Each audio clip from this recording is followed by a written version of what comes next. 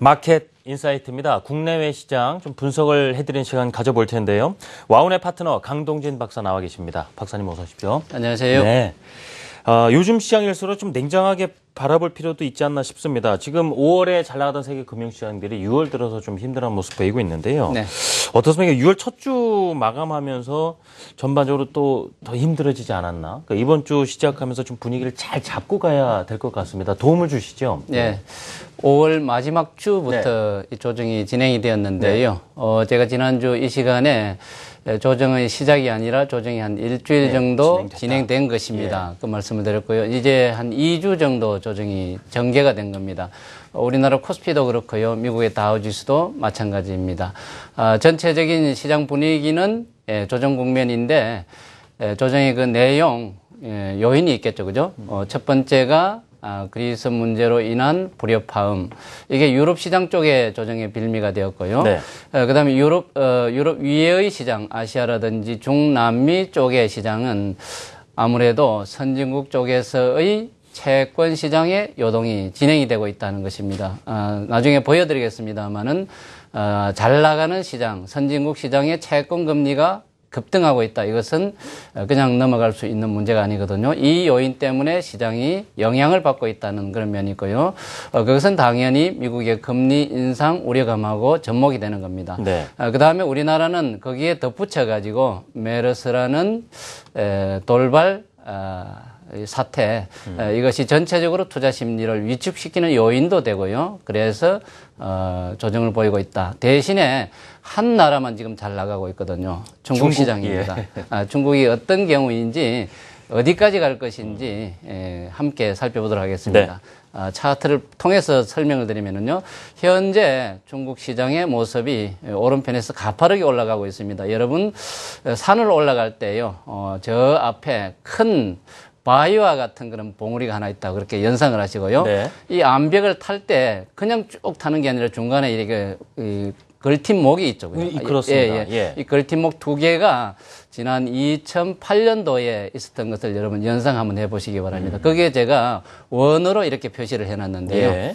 2008년도 5월 30일 날 중국 상하이 지수가 드디어 6% 이상, 6.5% 폭락한 적이 있습니다. 그리고 오른편에 제가 원으로 그려놨죠. 올해 5월 30일 날 중국 맞아요. 상하이 지수가 6.5% 폭락했습니다. 네. 똑같은 모습이죠. 그 다음에 이 지수가 그게 끝이 아니고요. 10월 달에 6,000포인트를 돌파를 했습니다. 지금 오른쪽에 이 모습이 그 모습하고 거의 닮았습니다. 그리고 중국 상하이 지수는 그 이후에 쌍봉을 만들고 아주 하염없이 엄청나게 폭락한 경우가 있었는데요. 이 오른편에서의 모습이 꼭 그렇게 된다. 단정할 수는 없습니다만은, 그때의 상황하고 지금의 중국 상황하고 비교해가지고 예의주시할 필요는 있겠다. 그 말씀을 드리고 싶습니다. 예, 그렇군요. 중국 상해지수 지금 5,000포인트 돌파한 상황에서 좀 점검을 해주셨고요. 네. 그 외 유동성 지표들도 좀 분석이 필요하겠습니다. 뭐 국제시장도 좀 또 움직이는 모습 아니겠습니까? 예, 그렇죠. 예, 제가 지난주 지금이 경제 지표가 시장에 영향을 끼치는 시기입니다. 그 말씀을 드렸죠, 그죠? 굵직한 경제 지표 발표가 있었는데 ISM 제조업 지표, 공장 주문, 서비스업 지표 등등이 발표됐는데 2분기에는 아무래도 좀 더 1분기보다 나아질 것이다 그 말씀을 드렸죠. 네. 나아지기는 나아졌는데 그렇게 크게 나아지지는 못했거든요. 예, 그렇죠. 그다음에 고용 지표 발표가 있었다고 좋아졌다고 지금 그 웨스트캐스터께서 정리를 해주셨는데요.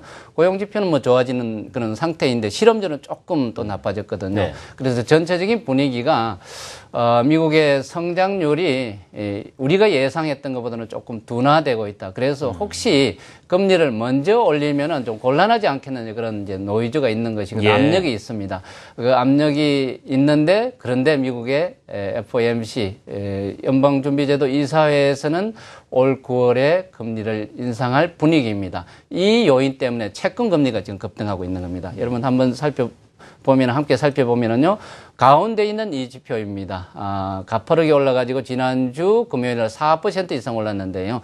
문제는 2월에 저점을 찍고 이것이 가파르게 올라가고 있다는 것과 그리고 유럽 쪽에 선진국하고 공조하고 있다는 것입니다. 그래서 전체적인 분위기가 그 좋았던 채권 시장의 호황, 이것이 전환점을 통과하고 있다는 것이 좀 심리를 좀 위축시키고 있는 것이고요. 이게 기조적이라 그러면은 채권 시장에 많이 몰려있던 유동성이 빠져나간다는 것이죠. 늦게 나가면 손해가 되니까요. 이게 그래서 2, 3년 전에 여러분 들으셨는지 모르겠습니다만은 그레이트 로테이션의 과정일 수 있다. 그렇게 되는 것입니다. 그럼 이 많은 돈이 어디로 갈 것이냐. 일단은 금융기관 주변에 MMF라는 게 있거든요. 머니마켓 펀드요. 이쪽으로 거기는 돈이 일시적으로 몰리는 곳이거든요.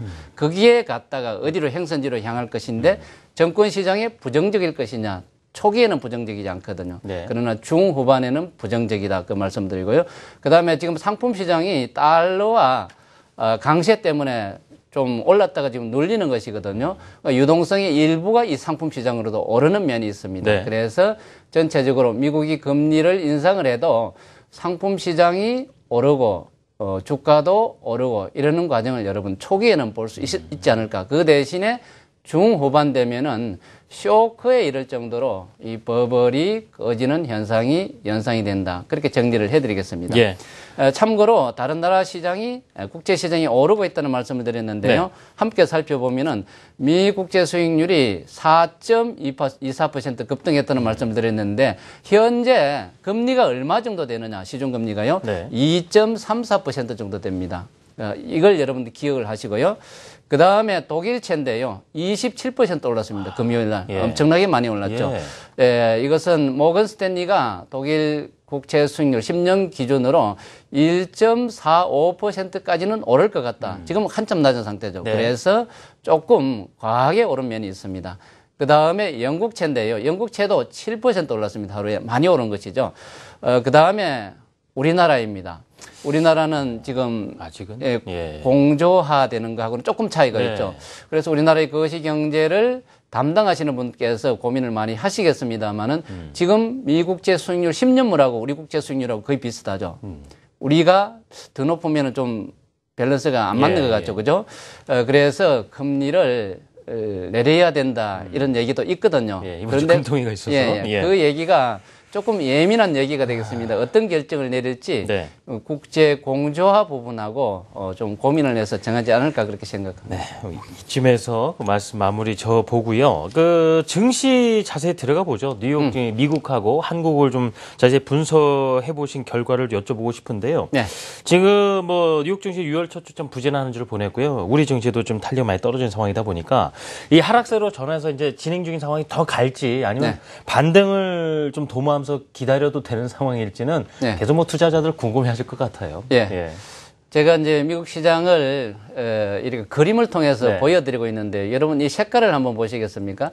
빨간색하고 초록색하고 반반이 섞여 있는 것 같죠. 어디가 특별히 많이 빠지고 많이 오르고 그러는 게 없이 그래 이 자신이 없는 겁니다. 조금 미지근한 그런 상태거든요. 그렇다 그러면은 이 돌아가면서 오르는 순환장의 성격이 있다 하는 말씀이고요. 또 다른 한 면으로는 종목 장세 같은 업종 내에서도 파란색과 빨간색이 혼재되는 이런 상태다. 그렇게 보여지고 있습니다.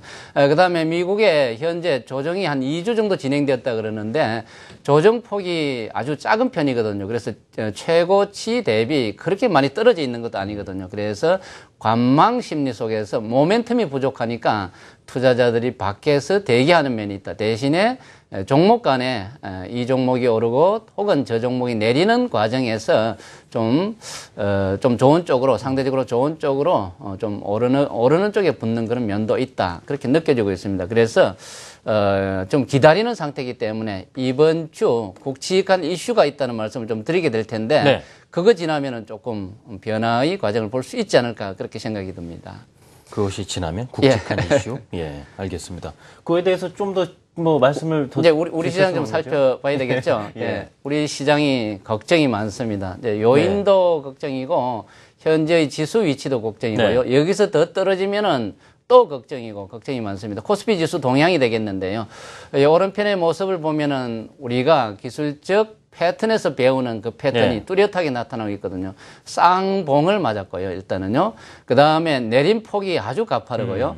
그 다음에 아래에 지지 라인이 나열되어 있는데 뚜렷이 나열되어 있는데 2060포인트입니다. 이거 깨지면은요. 심리적으로 위축이 되는 그런 상황이거든요. 네. 아래 뚝 떨어지는 게 별표로 돼 있는데 네. 이거 떨어지면 걱정이거든요. 그래서 주변 상황도 너무 뒤숭숭하고 그래서 코스피를 지금 걱정하고 있는 그런 상태입니다. 여기서 올라줘야 되거든요. 그런데 올라주는 것은 우리 희망대로 되는 게 아니라 시장이 결정하게 될 것이니까요. 그렇죠. 시장 중에서 제일 힘이 센 쪽의 경우를 여러분께 보여드리도록 하겠습니다. 코스피 추세를 자세히 보여드리는 건데 지난 5월 말 부분에 이게 추세가 전환이 되었어야 되는데 실패를 한 겁니다. 하도 외국계 쪽에서의 파생 시장 공격이 강하다는 말씀을 드렸는데 그 요인 때문에 그렇고요. 그 다음에 오른편에 오르지 못하니까 줄줄줄줄 지금 흘러내리는 겁니다. 오른편에서 작은 웅덩이를 여러분 하나 보고 계시는 겁니다. 여기에 물을 모으고 있는데요. 네. 가뭄이 지금 심하거든요. 이게 좀 많이 모여야 올라가게 될 텐데 지금 조금 이제 모아놓은 거거든요. 그래서 이번 주에 여기서 더 빠지지 말고 물을 좀 많이 모아야 위로 올라갈 건데 그것은 우리가 정하는 게 아니라 시장이 결정을 외국의 큰 세력이 정하게 될 겁니다. 그런데 여러분 좀 뒤숭숭한 얘기 들리죠? 엘리어트가 우리나라 삼성주를 공격하기 시작했다. 공매도가 많이 늘어났다는 얘기 들리면서 말이죠. 그게 다 부정적인 얘기들이죠. 왜 우리나라를 부정적으로 보겠느냐? 금융이 약한 나라니까 그렇다. 그렇게 볼 수도 있겠고 지금 세계적으로 이슈가 되고 있는 메르스 문제로 우리나라가 뭐 타이든 자이든 좀 혼란을 부추기는 면도 있고 혼란 상황을 야기한 면도 있고 이런 것이 있는 거거든요. 그 대신에 우리가 뭐 자세히 대비를 해야 되겠습니다만 대신에 한 면으로는 외국인들에게 이만큼의 금융자본을 내어줄 각오도 해야 되는 것입니다. 아, 그렇군요. 그래서 이번 주에 모든 문제, 메르스 문제도 좀 잘 풀렸으면 좋겠고요. 아까 코스피 추세가 벼랑 끝에 있는데 이것도 잘 진행이 되었으면 좋겠고 금융통화운용위원회에서 금리를 정하게 되는데 이것도 바람직한 방향으로 정했으면 좋겠고 이번 주에 숙제가 많은 상황입니다. 알겠습니다. 자, 간단하게 정리해보면 2060포인트 지금 지지하는 건 상당히 중요하다. 이제 힘을 모으고 물을 고야 된다는 말씀이에요. 그에 따라서 좀 뭐 시나리오에 따라 결정을 하셔야 되겠군요. 자, 지금까지 와운의 파트너 강동진 박사였습니다. 박사님 감사합니다.